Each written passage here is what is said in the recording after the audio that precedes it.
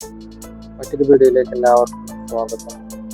ഇന്നത്തെ സ്വർണ്ണവില 18/8/2026 ചൊവ്വാഴ്ച രാവിലെ 8 മണി നേരത്തെ സ്വർണ്ണവില 24 കാരറ്റ് ഗോൾഡ് അഥവാ തങ്കം 1 ഗ്രാമിന് 15,566 രൂപ.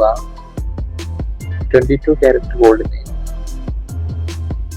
1 ഗ്രാമിന് 14,270 രൂപ. ഒരു പവന് 1,14,160 രൂപ.